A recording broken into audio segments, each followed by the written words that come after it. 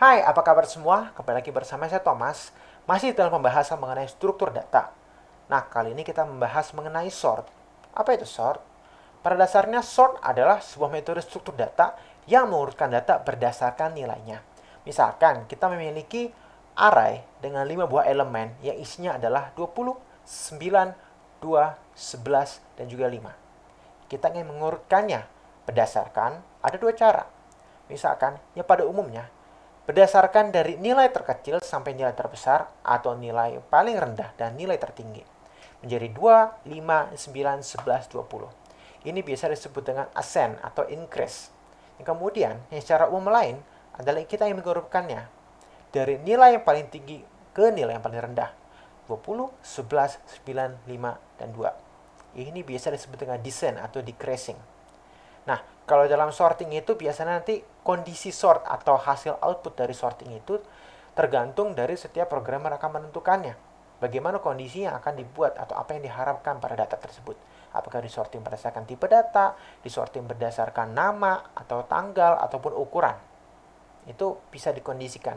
Nah, gimana cara mengkondisikannya? Sorting itu memiliki beberapa algoritma yang biasa digunakan. Kali ini kita membahas cukup 3 algoritma yang akan diperkenalkan. Algoritma pertama yaitu bubble sort. Bubble sort adalah kondisi itu membandingkan elemen yang sekarang dengan elemen yang berikutnya. Misalkan kita menggunakan array yang sama, 20, 9, 2, 11, dan 5, array yang tadi. Lalu kita akan melakukan increase, meningkat. Berarti kan dari nilai yang paling kecil menjadi nilai yang paling besar. Oke? Kalau kita ditanya membandingkan elemen yang sekarang dengan elemen yang berikutnya, elemen yang sekarang atau elemen pertama kali dimulai pada sebuah program adalah indeks ke 0 yang nilainya ada 20. Berarti elemen pertama ini akan dibandingkan dengan elemen kedua, 20 dibandingkan dengan 9. Maka ditukarlah. Karena kita ngincar increase, berarti 20 lebih besar dari 9, maka 9 akan ditukar. 9 akan didahulukan, karena kan increase berarti dimulai dari yang paling kecil. Maka 9 didahulukan, baru setelah itu 20 ditukar. 2, 11, dan 5, elemen 3, 4, dan 5 ini belum kita apa-apakan karena belum terjadinya proses apa-apa. Barulah kita mulai. Sekarang kita masuk ke elemen kedua dibandingkan dengan elemen ketiga. 20 dengan 2. Kalau kita ngomong increase, berarti 20 lebih besar dari 2, maka dia akan pindah tempat. Menjadi 9, 2, 20, 11, dan 5. Berikutnya, 20 dan 11, elemen ketiga dengan elemen keempat, 20 dengan 11. 20 masih lebih besar dari 11, maka dia akan berpindah tempat lagi, menjadi 9, 2, 10, 20, 5. Kemudian, 20 dibandingkan dengan 5, elemen keempat dengan elemen kelima. Dibandingkan, maka karena 5 lebih kecil dari 20, maka bertukar tempatlah mereka. Jadi 9, 2, 11, 5, 20. Apakah ini sudah tersortir secara increase? Belum. Tapi kita sudah mencapai iterasi pertama atau percobaan pertama. Karena ini looping, dia akan melakukan terus-menerus. Ini baru iterasi pertama. Lalu kita masuk ke iterasi kedua. Kita masih menggunakan data yang sama sebelumnya dengan proses setelah iterasi pertama tadi 9, 2, 11, 5, 20. Kita ulang dari awal lagi, dari indeks ke 0 atau elemen pertama yaitu 9. 9 dibandingkan dengan 2. 2 lebih kecil, maka pindah tempatlah mereka. 2, 9, 11, 5, 20. Kemudian 9 bandingkan dengan 11. Tetap. Maka hasilnya adalah tetap. Berikutnya, 11 dibandingkan dengan 5 atau elemen ketiga dibandingkan dengan elemen 4. Dibandingkan, karena 5 lebih kecil, maka berpindah tempatlah mereka. Kemudian 11 dan 20 dibandingkan, hasilnya 11 lebih kecil dari 20. Maka posisinya tetap. Ini baru iterasi kedua. Barulah kita masuk iterasi ketiga.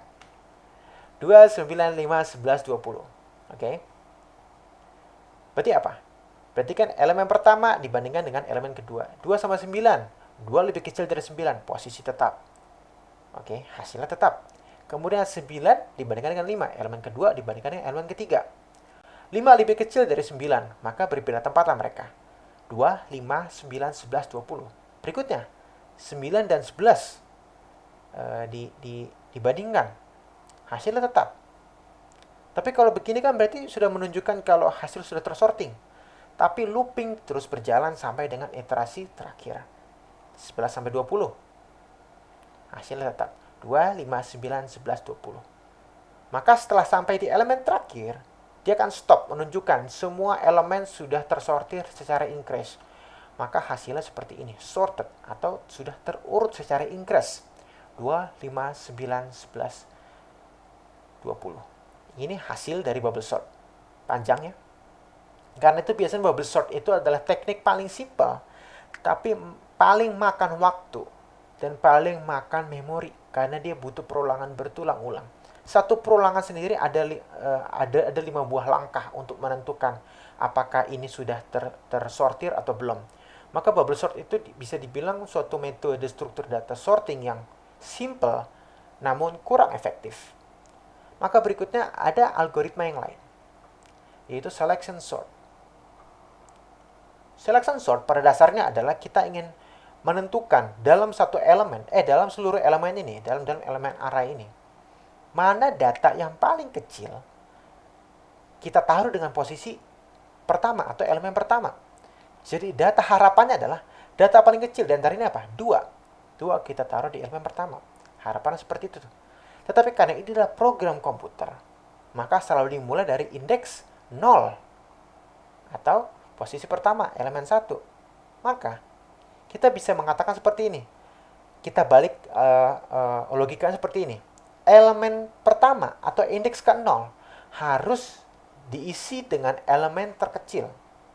Jadi elemen pertama ini harus diisi dengan elemen dengan nilai data terkecil. Gimana caranya? Cara seperti ini. Kita bandingkan satu persatu. Pertama, 20 dengan 9. Lebih kecil mana? 9 toh? Berarti kita tukar. 9, 20, 2, 11, 5. Kemudian, 9 kita bandingkan dengan elemen berikutnya. Apakah elemen ketiga itu lebih kecil? Ya. Maka yang nilainya 2 akan berpindah tempat menjadi nilai posisi pertama. Sekarang posisi pertama ditempati oleh 2. Kita cek lagi. Program looping akan melakukan pencekan lagi.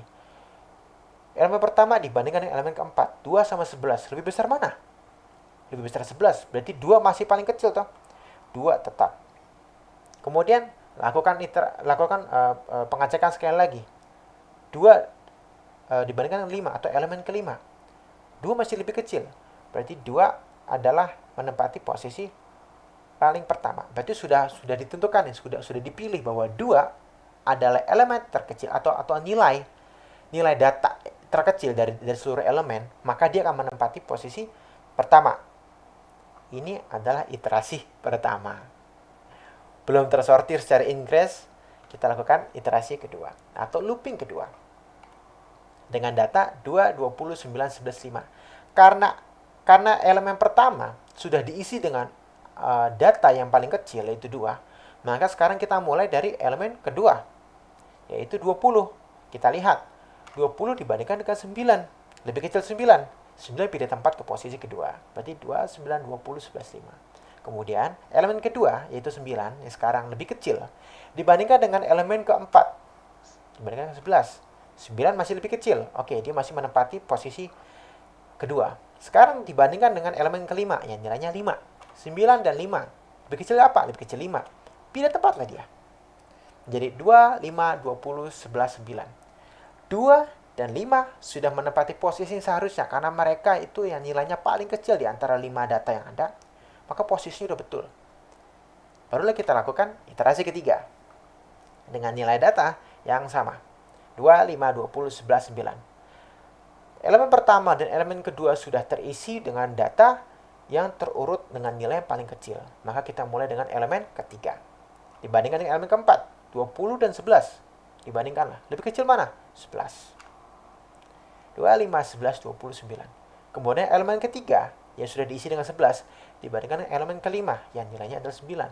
11 dan 9. Lebih kecil mana? 9. Maka dipindah tempat. 2, 5, 9, 20, 11. Nah, apakah elemen ini sudah tersusun secara increase? Belum, karena masih ada 2, 5, 9, 20, dan 11.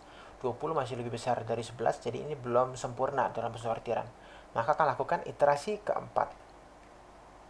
Kita masih menggunakan isi data yang sama, 2, 5, 9, 20, 11. Lakukan sekarang, karena 2, 5, dan 9, atau elemen pertama, elemen kedua, dan elemen ketiga, itu sudah berada pada tempat seharusnya karena mereka sudah mengisi elemen dengan nilai data terkecil. Maka kita mulai dari elemen keempat, yaitu 20. Dibandingkan dengan 11. Cukup sekali lagi. Berarti sudah tersortir. 2, 5, 9, 11, 20. Maka hasil sortednya adalah 2, 5, 9, 11, 20. Langkahnya masih cukup banyak. Tetapi jika dibandingkan dengan bubble sort, langkah-langkah pada setiap loopingnya itu lebih singkat karena dari 5 ke 4, ke 3, ke 2, ke 1. Gitu ya. Jadi selection sort ini masih panjang langkah-langkahnya, tapi lebih efisien dibandingkan dengan bubble sort. Oke. Sekarang ada algoritma satu lagi, quick sort. Perhatikan baik-baik. Kita masih menggunakan array dengan elemen yang sama ya. Pada quick sort, berdasarkan dari namanya, berarti kita akan melakukan sorting secara cepat. Kenapa bisa disebut secara cepat? Karena dia bisa melakukan beberapa tugas, beberapa langkah dalam sekali waktu. Karena di sini kita mengandalkan apa yang disebut dengan pivot atau nilai acuan. Fungsi dari pivot atau nilai acuan ini untuk menentukan apakah data yang ingin dibandingkan itu lebih besar atau lebih kecil. Jadi cukup megang satu pivot, dia akan menentukan mana lebih kecil, mana lebih besar, dan akan diletakkan sesuai dengan posisinya. Pada pemrograman, biasanya nilai pivot kita tentukan secara random. Tapi karena untuk mempermudah, kita gunakan saja elemen pertama pada array untuk menentukan itu sebagai pivotnya. Jadi, nilai 20 adalah pivotnya. Tapi bagaimana cara kita mengatur nilai lebih kecil atau nilai lebih besarnya? Perhatikan baik-baik, di sini ada suatu keterangan. Jika data lebih besar dari pivot, maka letakkan data tersebut di sebelah kanan pivot. Jika data lebih besar dari pivot, maka letakkan di sebelah kanan. Kemudian, jika data lebih kecil dari pivot, maka letakkan data tersebut di sebelah kiri. Jadi jika datanya lebih besar, taruh dia di sebelah kanan. Kalau datanya lebih kecil, taruh dia di sebelah kiri. Perhatikan baik-baik kemudian. Di sini kita menggunakan 20 sebagai pivotnya. Maka kita bandingkan pivot dengan nilai yang terdekat, 9. 20 dengan 9. Itu lebih besar mana? Lebih besar 20. 9 lebih kecil dari pivotnya. Berarti 9 diletakkan di sebelah kiri. Oke. Kemudian, kita bandingkan 20 dengan 2. 2 itu lebih kecil dari pivot. Berarti letakkan di sebelah kiri. Terus, 20 dengan 11. 11 lebih kecil dari pivotnya.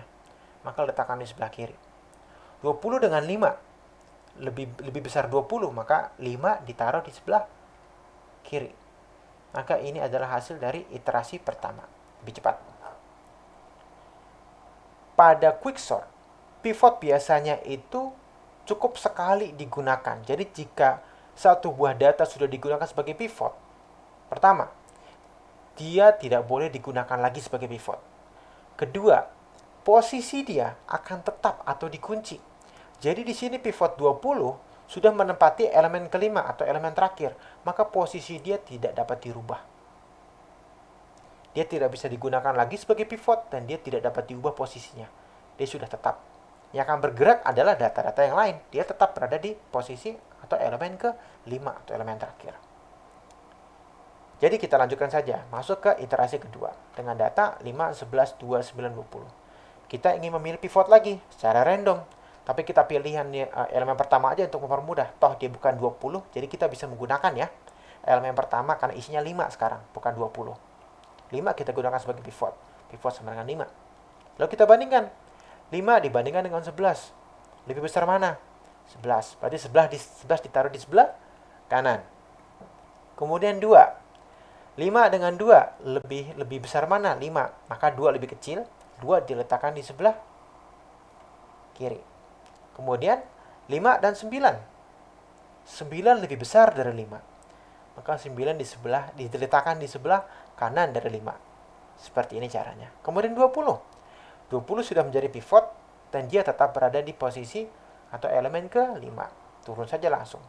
Maka ini adalah akhir dari iterasi kedua dengan nilai elemennya 2, 5, 11, 9, 20. Kemudian kita masuk ke iterasi ketiga. datanya masih sama. 25, 11, 9, 20. Belum tersortir secara ingress. Lakukan lagi. Kita ingin menentukan pivot yang mana? Pilih aja 2. Oke, untuk mempermudah. Cukup. Pivot sama dengan 2. Kemudian lihat, kita bandingkan 2 sama 5. Lebih besar 5, berarti di sebelah kanan. 2 dengan 11, lebih besar 11, maka 11 ditaruh di sebelah kanan. 2 dengan 9, 9 masih lebih besar, maka letakkan di sebelah kanan. 20, 20 sudah menjadi pivot dan dia tetap di posisi elemen kelima. Begitu pula dengan 5 tadi ya, dia tetap berada di elemen kedua. Maka diletakkan saja di sini. Tapi dengan begitu nggak ada hasil perbedaan. Oke? Aneh dong. Maka dengan begitu kita bisa mengatakan elemen pivotnya, data pivotnya tidak selalu efektif kalau kita terus-terusan menentukan dia sebagai kalau kita menentukan elemen pertama sebagai pivot secara terus-menerus, itu nggak akan efektif. Maka kita bisa bilang seperti ini. Iterasi keempat dengan nilai yang sama, 2, 5, 11, 9, 20, belum ada perubahan. Walaupun iterasi ketiga sudah berjalan tapi tidak ada hasil yang baru. Kita bisa bilang begini, 2 sudah menjadi pivot, 5 sudah menjadi pivot, sekarang sisa 11 dan 9. Mau pilih yang mana? Pilih aja 11. Karena dia anggaplah ya nilai tengah-tengahnya. Kita gunakan 11 sebagai pivot sekarang. Ingat, 2, 5, 20 sudah menjadi pivot, maka dia tidak bisa digunakan lagi. Dan posisi elemennya tetap. Bandingkan saja langsung dengan elemen yang belum pernah jadi pivot. 11 dengan 9. Lebih kecil mana? 9 lebih kecil dari 11. Maka posisinya diletakkan di sebelah kiri. 2 dan 5, karena dia selalu menepati posisi atau elemen pertama dan kedua, sudah dikunci oleh pivot. Letakkan langsung. 20, juga elemen terakhir atau elemen kelima, sudah menjadi pivot. Balikan saja. Jadi sudah 2, 5, 9, 11, 20. Ini ada hasil sorted dari quick sort. Oke? Dengan begini sudah mengakhiri algoritma dari quick sort. Oke, sekarang sudah sampai akhir dari pertemuan kita, juga mengakhiri dari 7 pertemuan yang sudah kita lakukan. Terima kasih banyak atas perhatian kalian yang sudah ingin menyaksikan dan juga menonton, serta mendapatkan ilmu dari video-video materi yang sudah saya buat. Semoga ilmu-ilmu yang saya berikan ini berguna untuk kalian ataupun bagi siapapun yang kalian sudah share atau ingin berbagi dengan yang lain. Terima kasih banyak atas perhatian kalian untuk selama ini. Sampai jumpa.